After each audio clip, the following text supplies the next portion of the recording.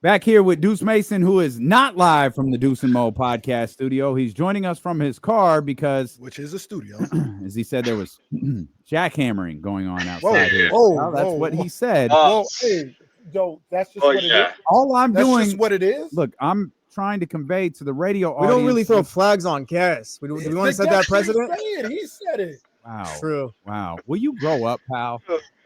Play on. This is why Deuce is sick of you. This is why Deuce says you're killing me right now.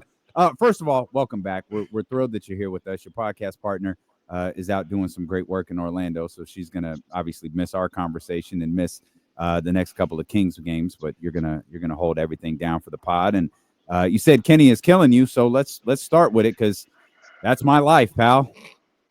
Yeah, Kenny, you keep talking about the offense. Lean into the offense. That's what they're doing. They're 4-3 since Monk entered the starting lineup, which was the right move. Number 1 in offense, number 3 in scoring, 9th in three-point percentage, 3rd in assists, fewest turnovers per game.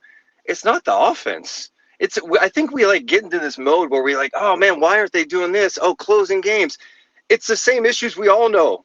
They don't have enough size. And when you have a game where Keegan doesn't play and Trey doesn't play and Herter, all those guys that's the size you have on the team. Everyone's 6'7" and above. And then you've got people like DeMar DeRozan trying to check Aaron Gordon or Doug McDermott on Porter. They can't get stops. And then last game, they're ball watching like crazy, getting backdoored left and right, pause. And then 76 points in the paint. It's not the offense. It's they need to clean up defensively, 1. 2, they just need more size. It's all the stuff we've been talking about for 2+ years. Yeah. Before you respond, Casey, please, before you respond, because Deuce needs this information too. From Sean Cunningham, according to sources, Keegan Murray, Domantas Sabonis, Kevin Huerter will all be available to play tonight when the Kings host the Lakers. However, Trey Lyles did experience some soreness this morning. He will get treatment prior to the game and is now listed as questionable. There was a lot of positive momentum with Trey Lyles in recent days. As just yesterday, he talked about being ready to return to action from his calf strain. Kings downgrading him to questionable is out in abundance of caution, I'm told. Again, that's courtesy of our friend Sean Cunningham at Fox 40. I thought that was important enough to pass along. Go ahead, Casey. Absolutely. Look, like I always say, it's a number of different things, right? It's not one simple thing. But I'm gonna ask you right now. This is all I'm saying. What is the best? This is who it is. You don't know if anybody gonna trade with you. You don't know if anything gonna happen. What is the best course of action for this team to win? This is what they're doing, and this is what it's going to look like. They're going to have moments where they have awesome scoring outputs, but in a tight game, what's a good team going to do? Denver went Jokic, Murray pick and roll, and they went 7 of 7, 21 points in the final 3:55. You can't get 1 or 2 stops? 1 or 2 stops? You get 1 or 2 stops to win the game. Real quick, to be fair to the conversation, and I think people miss this when we talk about this specific game. Denver didn't stop nobody. Denver didn't stop. They left open a wide open DeMar DeRozan, and he fumbled the ball. Yep. Denver didn't stop nobody. They made they one have more their own issues. No, and I'm with you. Denver has their own issues. I'm just talking about Sacramento's perspective, though. Is they have to find a way to get. There's too many stretches where it's that first quarter. It was too easy. They got inside the paint at will, second chance opportunities, backdoor layups, and it's these things are actually correctable with some of the guys on the roster too. You should not be ball watching the entire game, just staring at Jokic and allowing your man to get behind you and have an easy score at the rim. That. Those are things. If that happens once or twice, sure, but you got to be locked in. So I think there are details that they can just clean up internally. That will help, but I think long term, sure, they can score, and it's fun. I love the changes they've made with Monk in the lineup and how he's been playing and what that's done for everybody. It's also helped out now that the last 5-6 games that Murray and Herter are closer to 40% from 3. So I think you're seeing the best version. Now they got to figure out a way to clean up those details, and I don't think it's there yet. Real quick, just fundamentally, yes. Defense needs to be better. Just need to be better in general with this team.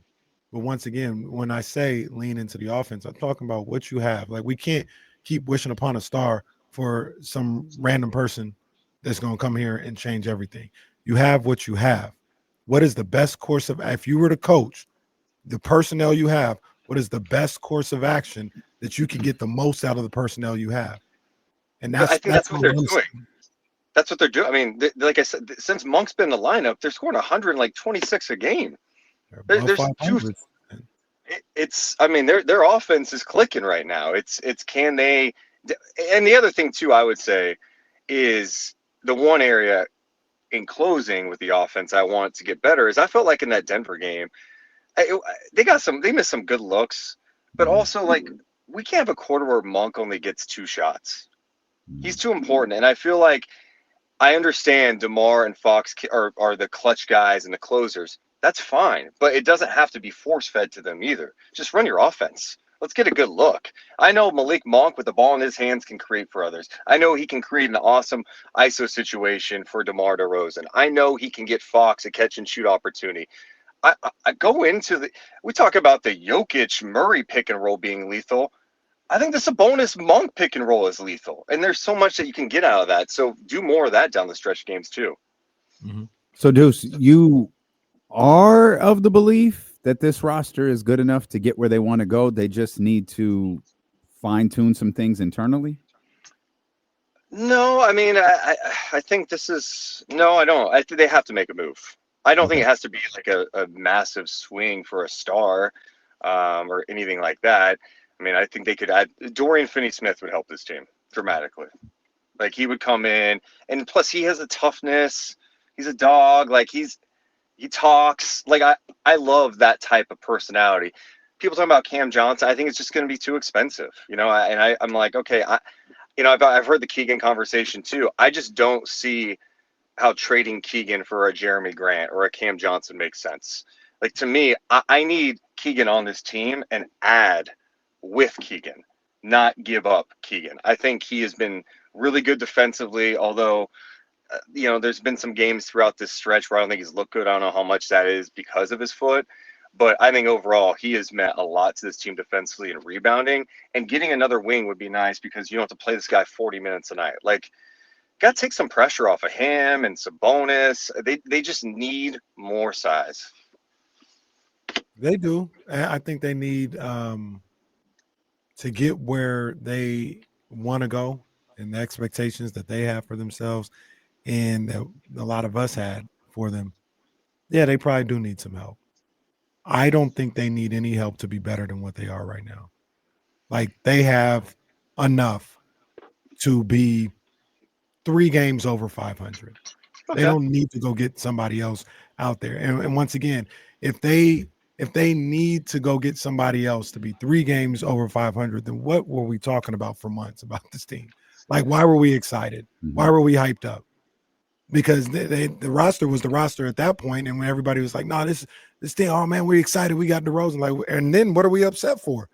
Because we should have known at that point they ain't got enough to be a 500 team. Like, anybody say, are they enough to? Do they have enough to be a 500 team? Nobody was saying that 2 months ago. No, you're right on that. And I mean, yeah, they have enough to do that, but I'm talking about like raising expectations a little bit. I know it's like, hey, just get back to the playoffs again. That's a great goal. Yeah, but I think everybody wants more than that. You didn't get DeMar DeRozan just to get back to the first round of playoffs. I think you have to continue to tinker. And yeah, I was excited about DeRozan too. I was excited what he could bring. I still love what he has brought to the team. But I think we all acknowledge that they still have the same weaknesses. Like, that's the problem, is like we were all going, okay, is there anything else? Is there going to be another wing? Like, what's going to happen? And yeah, this team should be good enough. We saw the record with 3-9 in games decided by 5 points or less. Like, there's plenty of swing games in there. I don't think the Monk injury early on helped things. He missed 7 games. DeRozan misses some games. This stretch is just important, right? Like, this stretch until they leave for Boston. They don't go outside California until they play Boston on January 10th. There's a lot of games in Sacramento, some in LA, one in San Francisco. You have to take advantage of this opportunity ahead and start, like, you got to win probably the next 3 games, right? You got the Lakers twice and the Pacers. you got to win all 3 of these games and start winning at home. Because that's the other thing. It's like this home record's a joke. I mean, you're not a playoff team if you're below 500 at home. No, you're definitely not. And when you're a game below 500, when you're 2 games below 500 at home, it has a lot of people asking questions. And one of them is about De'Aaron Fox. De'Aaron Fox on the Draymond Green show.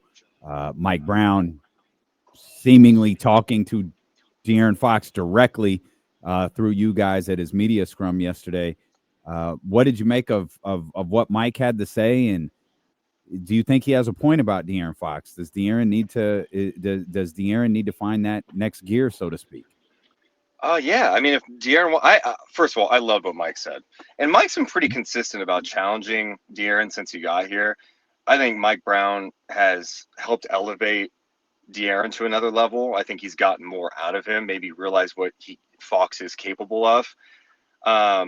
And I loved what he said, because some of the issues in that Denver game, it's like you're looking at De'Aaron a little bit like, hey, man, when you come out and set the tone defensively, when you're like getting after guys and you're talking and you're chippy, everybody's thriving off that. The people in the arena, your teammates, you're getting stops, you're getting out and running, you're playing your best basketball.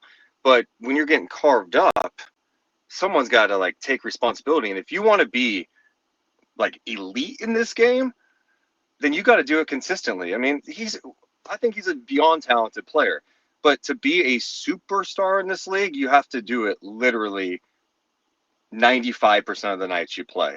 And I think there are times we watch and go, man, if De'Aaron could have just turned it on a little earlier. And it's not to say that that's an easy thing to do, right? That's what makes the superstar special, is because they have the ability to fight through the mental fatigue, the physical wear and tear when you're playing. And there's so much pressure on Fox to push the pace, get to the basket, hit shots, play defense. But that's what it's about, like, if you want to reach that greatness. So I like that Mike challenged him, and I guarantee you he said it probably a little more in his face, like when they were one-on-one with each other. And I expect De'Aaron to show up in a big way tonight. And as far as what De'Aaron said on Draymond's thing, to me, it's nothing new, and it doesn't surprise me. I think he would love to get a Supermax. That would be awesome. But I also think, yeah, I mean, that's a lot of money, right? And so I knew he wasn't going to sign the extension. That would be a dumb business decision. And then for him, yeah, he's at the phase of his career, 27, 28, his birthday's tomorrow. Like, he's thinking long-term, going, okay, I want to win. Am I going to be able to do it here? Are they going to put enough around me? I've sacrificed. I watched them draft Davion Mitchell and Tyrese Halliburton when I was here. I heard my names in trade rumors. I had coaching change after coaching change. We're finally in a good spot, but like, can we accelerate this a little bit?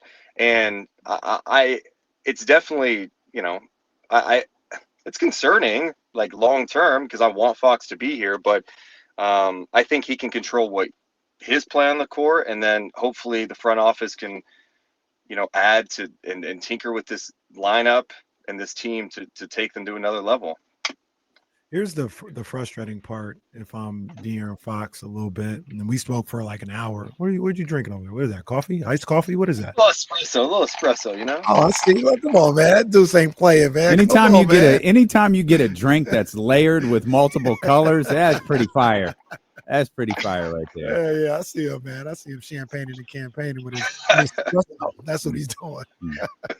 But so, we spent like an hour talking about Fox, being this leader and this is the way of the land, and heavy is the head that wears the crown, all this other stuff.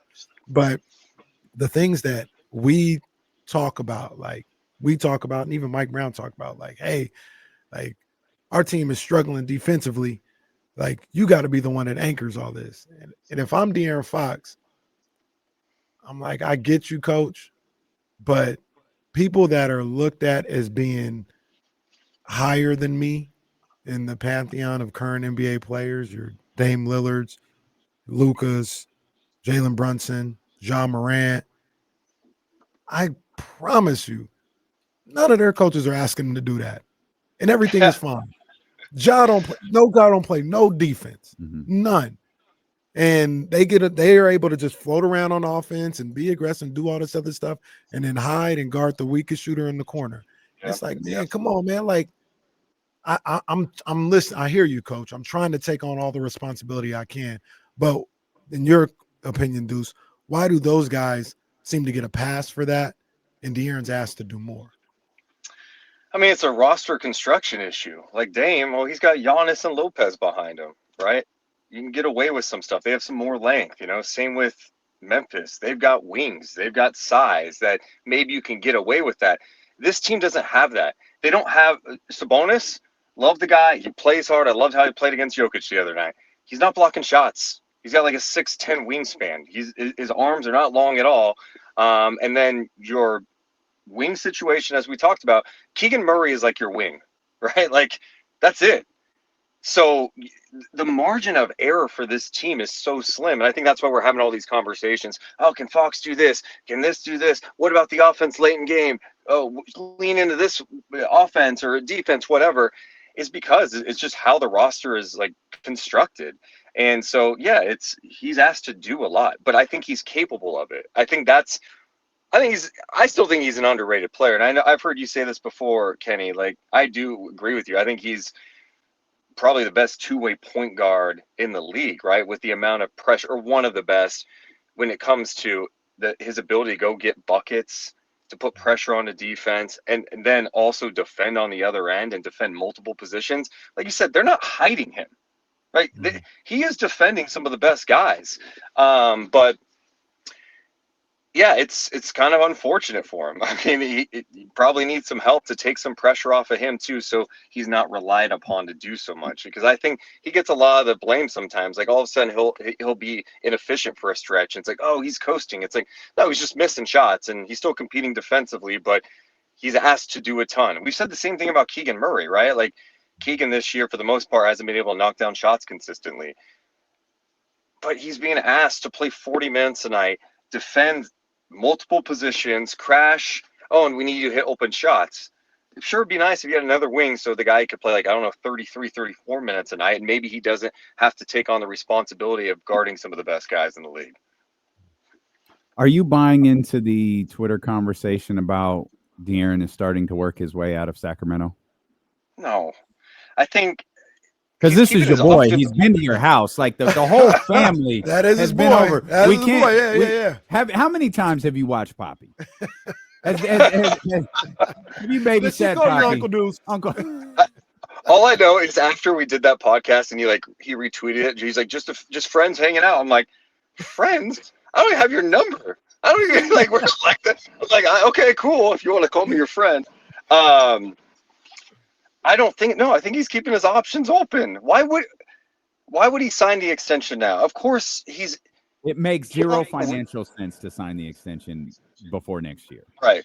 And so some of the comments he made to Draymond, I mean, he made those same comments to Sam Amick of The Athletic before the season too. I mean, how many times do you have the opportunity to potentially be a free agent? You want to kind of control your destiny a little bit. And so if he wants to put a little pressure on them, good. Yeah, and there's also pressure on him to perform too, because at this point he's not going to be a supermax guy. Like the team's not winning enough, and if he's inconsistent, it's just not. You're not going to be an All NBA guy. Some of the other discourse going on with this team that I don't know. I don't subscribe to, and I'm kind of frustrated by. But it's this notion that DeMar DeRozan is kind of like the problem. There's the ball sticking to him in the offense, and he doesn't do much. Maybe we should think about bringing him off the bench. I mean, do you subscribe to any of that? I think DeMar's been perfectly fine to start the season, but do you think any of that is valid? No, I don't get why you would bring him off the bench. I think early in the season, it definitely it felt clunky at times. Like he wasn't adapting to the style of play. And the Kings weren't used to slowing it down and playing ISO ball with him.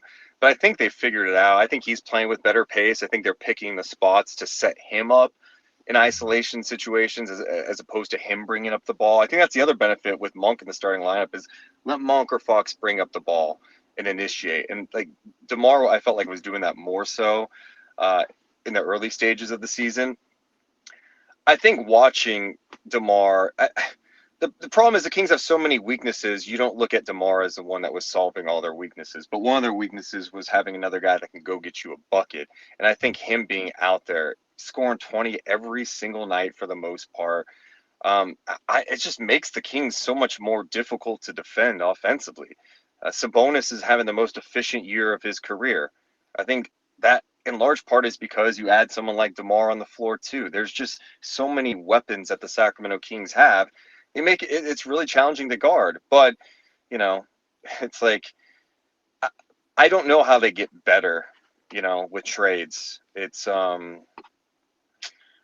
you don't think you're moving DeMar, you're not moving Fox, you're not moving Sabonis, you don't want to move Monk, you don't want to move Keegan. Like there's only so many guys you can move, and so like I don't know. I feel like they're in a tough spot with that. Well, it's like you said, and we kind of said this yesterday, and we all kind of agree. Like you want to get some players in there, right? Like you want a Cam Johnson or a Finney Smith, but how do you do that without giving up somebody? Because that's the depth is the issue. Like you want to just add, and if you were able to absorb contract or just give draft picks and keep Herter or Lyles, like that would be ideal. But how do you make a trade for somebody without giving up one of the players? So that's the conundrum they're kind of in. That may have Evan Carter on the way back. That may help. I'm just like, where does he fit in too? You know, you're just trying to, all right, so Keon not playing, is Herter, like they have to clean it up. It's just not balanced. And I think we've all talked about that too. Like I'm sure Devin may be able to help. And in this league, you need athleticism, you need length. And I don't think the Kings have a ton of that on this team. So I think that will help. I don't know. It's so funny. I get in these spots during the season, these dark spots where I go, okay, I feel like I'm desperate. And all of a sudden, I'm like, okay. All of a sudden, I'm like, Kyle Kuzma, man. I know he's having a down year, but man, don't say Kyle makes you. It's desperate when you go to Kyle Kuzma. I think he could help. I've just seen him play this year. It looks awful. It's like he's having the worst of his career. Yeah, he's been bad. He's been bad this year. Well, he's been down this year. But then I'm looking like you were just talking about. I'm like, ooh, maybe he's cheap. You know, maybe could you get Kuzma and Valanciunas? Oh my God! Oh, Deuce I'm getting crazy. I don't know how you get one of them. Deuce somehow landed both of them. Kuzma's deal goes down. Yeah, I mean, I feel like we all have the Kuzma's contract memorized by now. But you look at his side, I'm like, okay, could he just buy in here? Like he did the Washington thing. There's no way he's having fun right now. Did he come to a winning situation, get up and down the floor? There's not a ton of pressure on him to come in and score 20 a game. If you get buy in and be like, hey, Kuz, we just need you to be our defensive, like weak side rim protector, get up and down the floor. We'll throw you lobs, get you dunks, man that second unit. We'll get you going with Fox in that second unit. I don't know. I'm all for it. You ain't got to convince me. I'm all for it. Let's take a chance. Well, that's the type of move that I think could be like in terms of cost. I don't think it's as expensive as it was last year, where Cam Johnson is like playing out of his mind right now. He's staying on the floor. You're like, okay, like the Nets are going to ask for like 7 first-round picks. And then it's like, are you really better at that point? You know, it's just, that's the one. And then Dorian Finney-Smith will cost you less, but you know, I think a lot of people like him. He's the guy. He's the guy. He fits the profile. He's not going to be as expensive. Dorian Finney-Smith? Yeah, he's not going to be as expensive. He can help you in a major way. He can shoot. He can defend. He's a traditional 3-and-D guy. He's the guy. And he's going to buy in. He's going to buy into his role. Like the Kings don't need someone that can that's going to score 20 a game. They need someone that's capable of knocking down some shots when open, and then playing defense.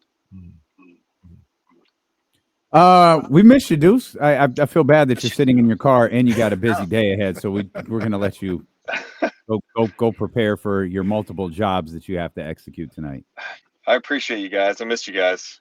You're the man, dude. I'm gonna say what's up to you if I see you out there tonight, man. All right, man. Yeah, come say hi. We'll probably be courtside, so I'll try to find a way to get. Watch out for the security, like the hidden security. I literally just said I was gonna come say what's up, so that means I'm in the same area. Can you tell your security guard first so Deuce doesn't get shot trying to do his job? This guy was in the Row 1 club, like with filet mignon. He had like it was crazy. Hey, you guys don't listen to the media. Dude, I'm an everyday man, just like you. You had everything. You had seafood. It was like stacked plate. Well, look, last time we went our tribal chiefs backstage, they had gumbo back there. It was bomb too. Damn. Oh, man. That was some good stuff. We'll be there Sunday. And Yeah, living the that's- Kenny life is nice, man. That's crazy. Crazy. It's crazy, man. Most people can only imagine. I'm lucky. I get to tag along every once in a while. Yeah. But most people don't. They can't imagine. I can't. I'll try to talk to security and get to you, man. There you go. Appreciate All you, right, Deuce. Deuce. All right, see you guys.